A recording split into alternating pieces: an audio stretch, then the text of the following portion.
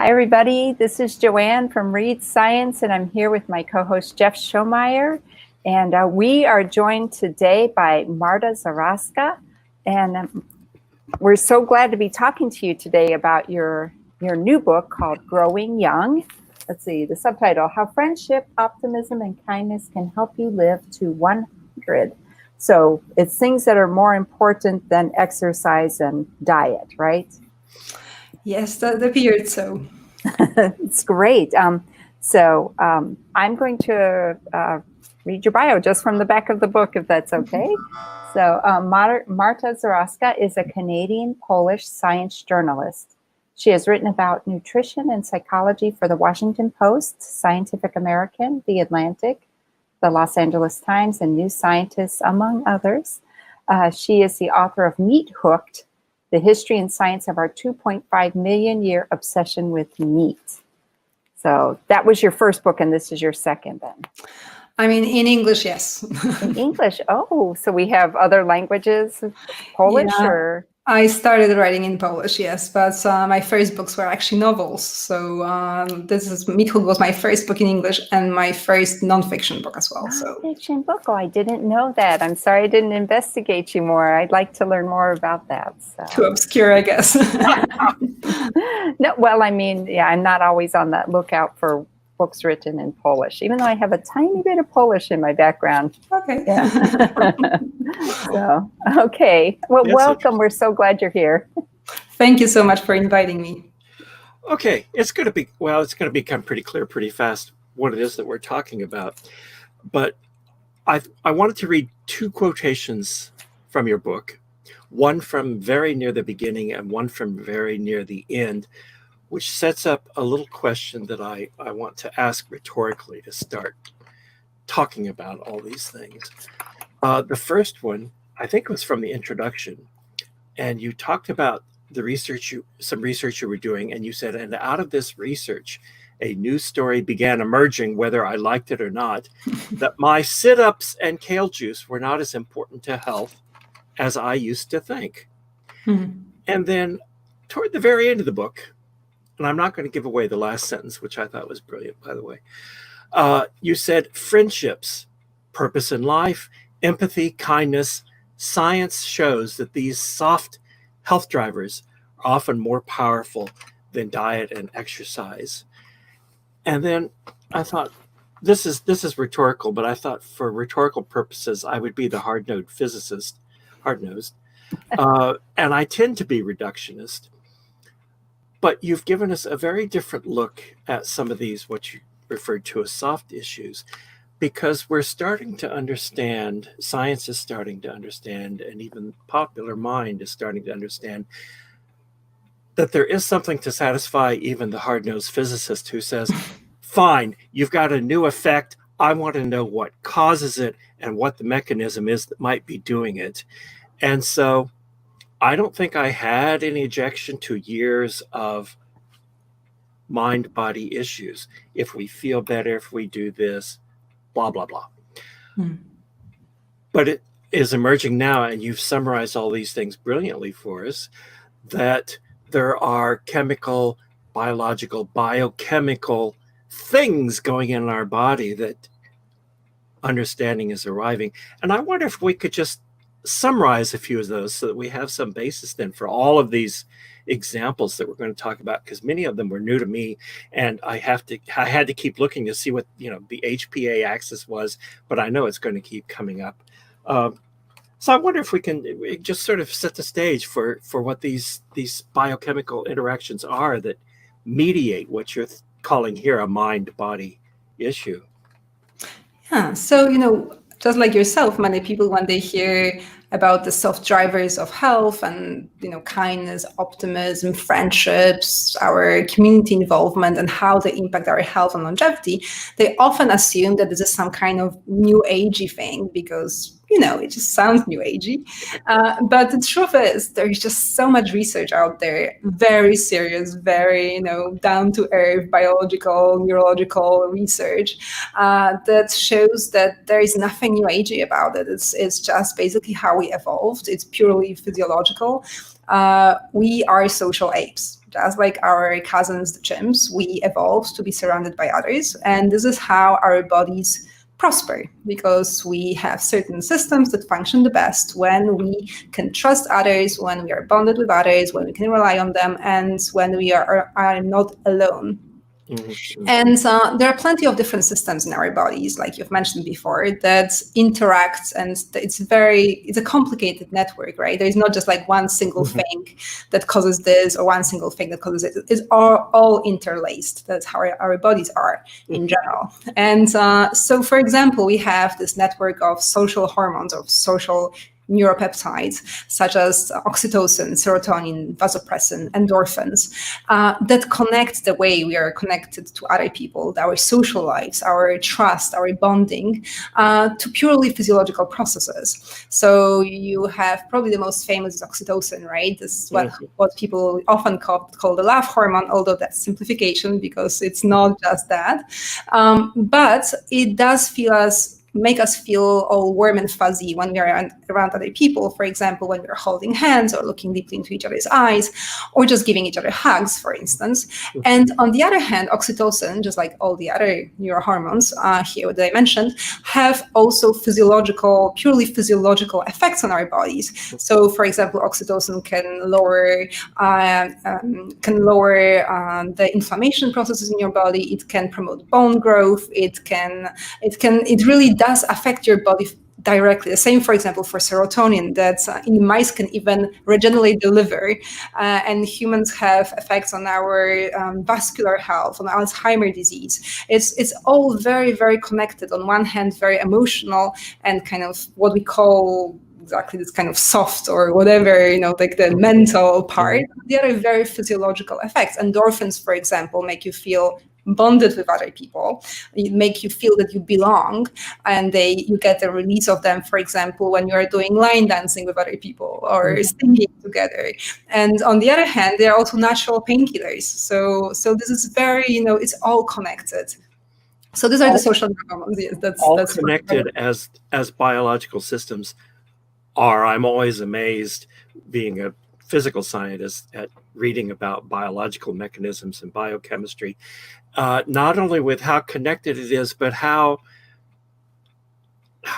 natural selection and then the process of evolution has not repurposed always, but even added layers of utility to some of these existing hormonal systems.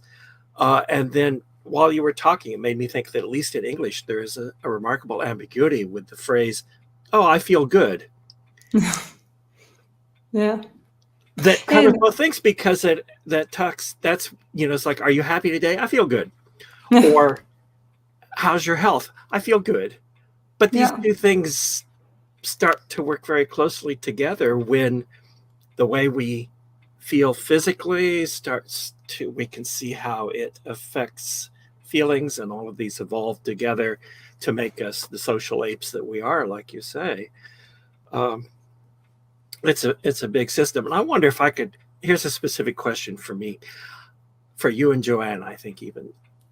I'm not sure that I understand what inflammation really is. And I wondered if you could give me a brief overview of the biological process of inflammation, particularly since with the COVID coronavirus instance, cytokines are very, very much in the news today. And we don't really have to talk about that. But what is inflammation? And it figures in the middle of a lot of these processes that we're talking about. So, Jan, do you want to try to tackle this one on? It's been a while since I've had to teach about inflammation. But I take aspirin. It's like, oh, I've got an inflammation. It's like I get puffy and something hurts. But there's a whole thing going on. So you want the initial I'm thinking about the reductionist biochemical response. Like the redness and the pain and the immobility. Yes, and what are all these proteins doing, and what triggers them to go? And I don't know. I should have been given a warning that I needed to. I should have. I know. That warning. I'm going to ask about inflammation, but that's all right. Especially coronavirus, which is not exactly my topic of expertise. We can also talk about the hypothalamus. Let's see, the hypothalamus, the pituitary gland, and the amygdala. Okay, if you then want I can talk more. Yeah, that's coronavirus. Because I looked it up again. It's like I have to remember what this HPA axis is because it keeps coming up and it figures in a lot of these processes that connect how we're feeling with how we're feeling. Yes, that's the hypothalamic pituitary adrenal axis. It is a mouthful. That's why HPA usually, is easier to remember. And this is one of the biggest links between our mental health, our social health, let's call it, and how our bodies are functioning, because it all starts in your hypothalamus, in your brain, and it's basically a stress response, the kind of part of our evolved fight or flight response from when we're back, in the savannah, and we had to have these processes to basically protect our life. And so there is a cascade of hormones basically that gets released when it starts with the hypothalamus, when you detect danger. Let's say a lion, standing in the bushes, they're out to get you. And it all basically cascades down your body. There's just so many different hormones that get released. It involves things like, for example, cortisol, and it activates your adrenal glands over your kidneys. But there is just much, much more. I don't want to go too much details because it's a very complicated, plenty of different hormones. But cortisol is usually the one that people recognize very fast. And this is something, that we still have, even though in modern times it's very often malfunctions, because it doesn't have, we are not in the same conditions anymore. So very often this HPA axis these days gets chronically activated by minor chronic stresses, for example, like mortgage stresses or stresses about college admissions and things like that. Whereas in the past, it was much more survival and very sudden, and then it would be calmed down by an opposite system that release other hormones to make sure that everything settled down in your body. But these days, very often it's all chronically activated, which has all these negative effects on our health that we usually connect to exactly stress. And on the other hand, also this HPA axis, it comes down when we are surrounded by others, by people we trust, when we are in our tribe. And this is how we also evolved. But this is exactly the system that connects, your mind, your social life, with all this down the stream physiological effects, including your metabolism, for example, that have nowadays often negative impact on our health. Mm-hmm. And so we can see from that, at least in a way that sort of satisfies me, that there is a mechanism that this does tie stress to a lot of different things about how we actually feel, and then how our emotional responses run. And then one other thing that I guess was a question while I was reading, or near the beginning, it got settled for me pretty quickly. But here is just one statement from where you said, partway through the book, here are some statistics. And you said, a happy marriage equals a 49% lower mortality risk. We can talk about mortality risk. But this sounds enormous. And part of the point is, it is enormous. It is enormous. Compared to, eating acacia berries and kale, as you would say, that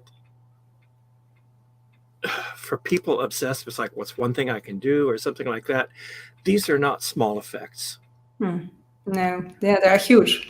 They're even bigger, than quitting your smoking habit of pack a day, which that's amazing. That's amazing. Exactly. And I never say, don't quit smoking and get married instead. Absolutely not. Compare the effects, how important these things are to our health, right? That there was this one meta-analysis I like in particular that exactly put everything together, from smoking to, diet, exercise, and also all this social drivers, so social integration and marriage and living with someone and having friends and so on, and exactly to put it into perspective. And it really made it very clear, how important our social lives are for our health, and even to compare to things as bad for us as smoking. Mm-hmm, mm-hmm.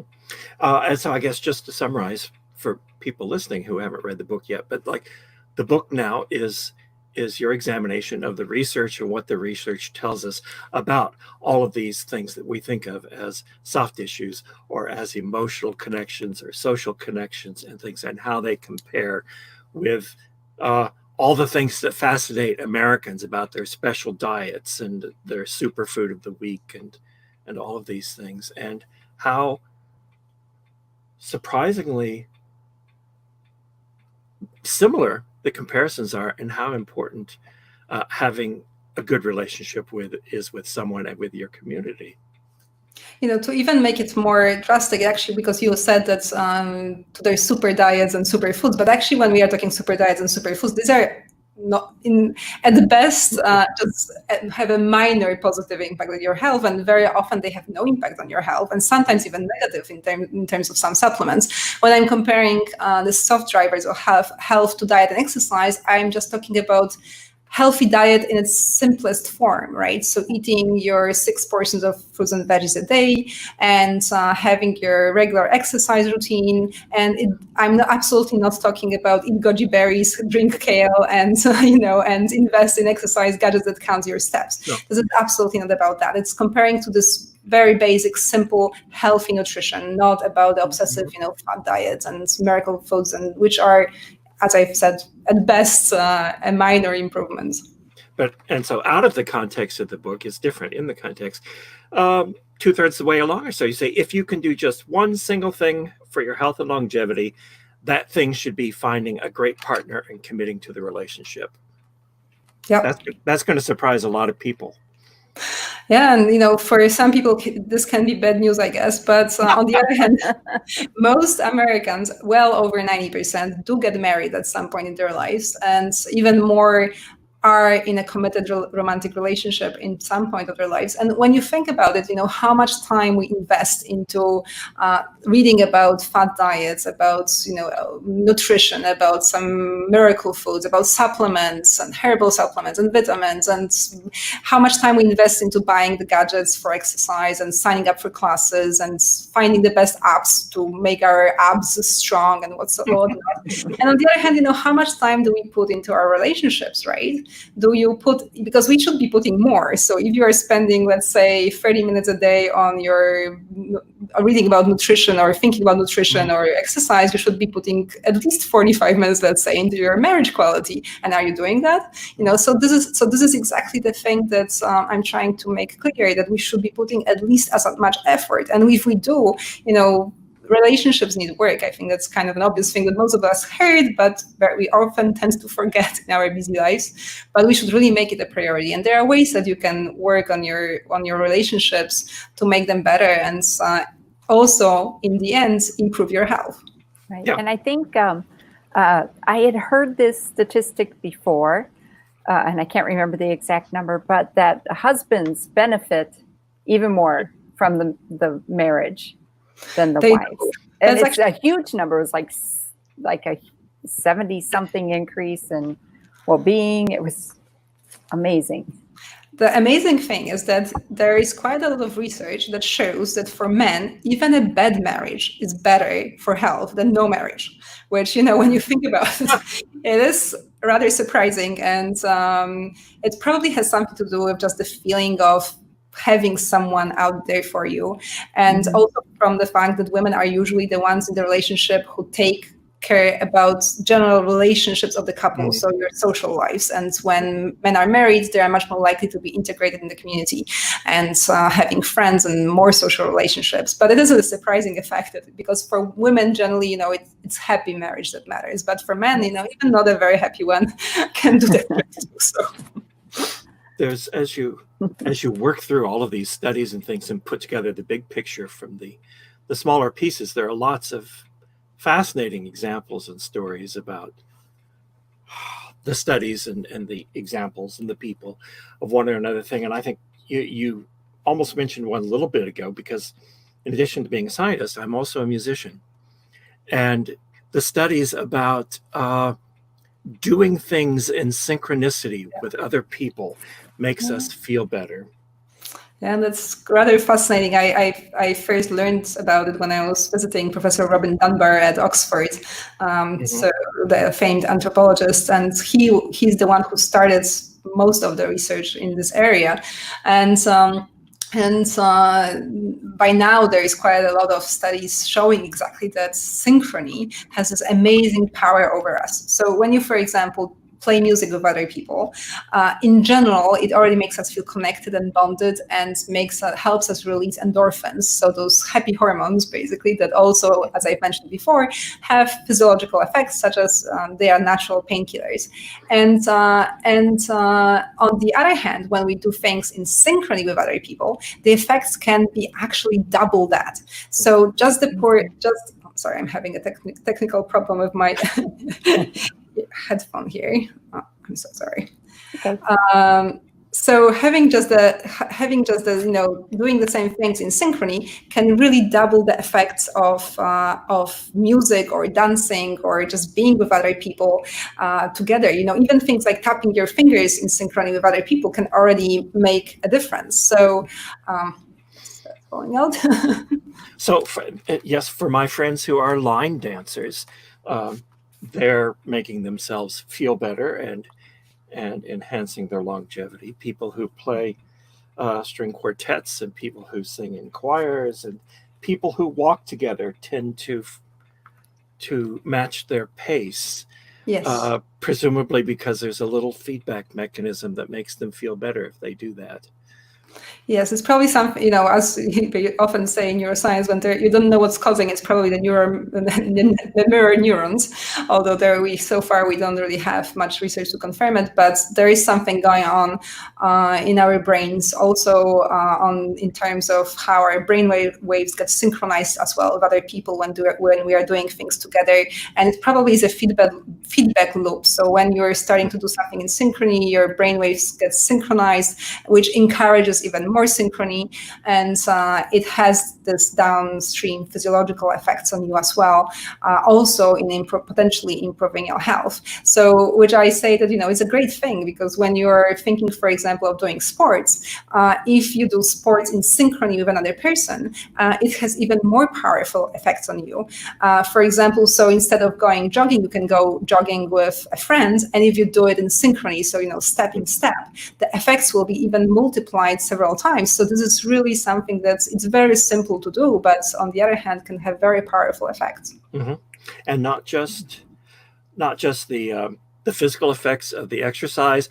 We're talking about the synchrony, which has a lot of stuff and does biochemical things, but then you also have effects that come from working on your friendships, having involvement in your community, which gets us to questions like volunteering as a life-enhancing or longevity-increasing activity, provided one is motivated to volunteer for good reasons and not just get paid for Right. it. Yeah, you don't get school credit for it, or yeah.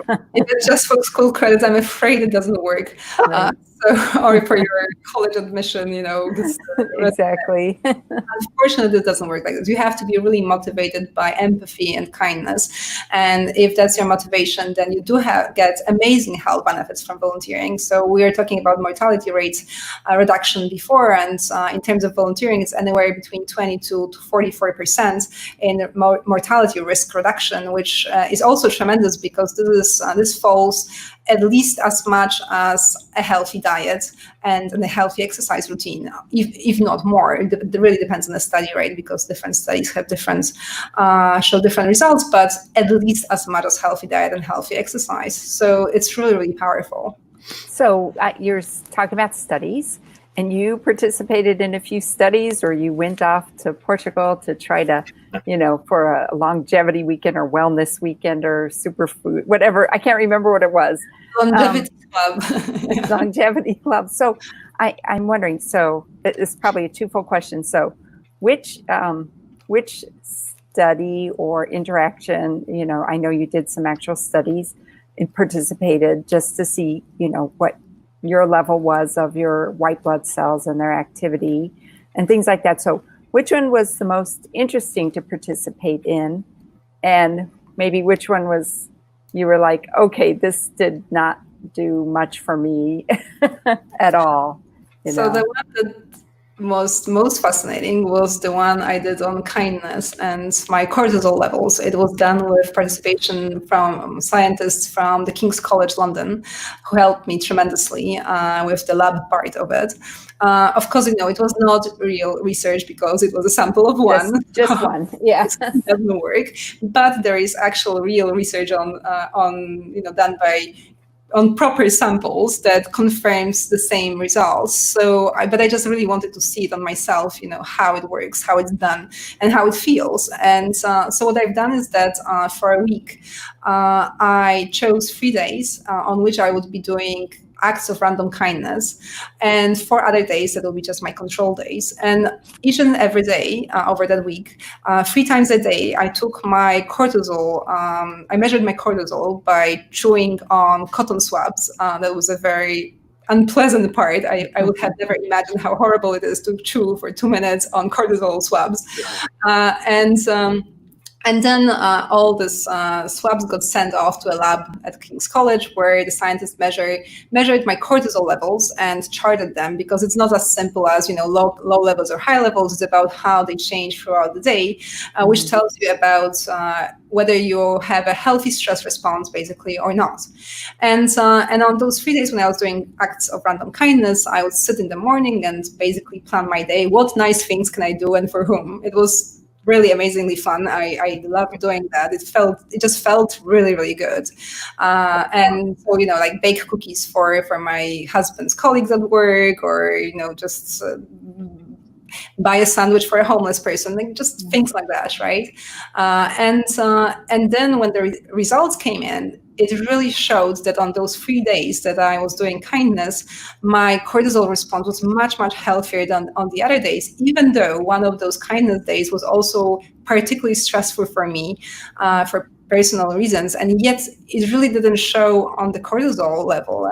Because the kindness somehow balanced it out and neutralized this stress that I was having. And as I mentioned before, there are proper studies on big numbers of volunteers that show exactly the same thing, that doing kindness actually improves our stress response.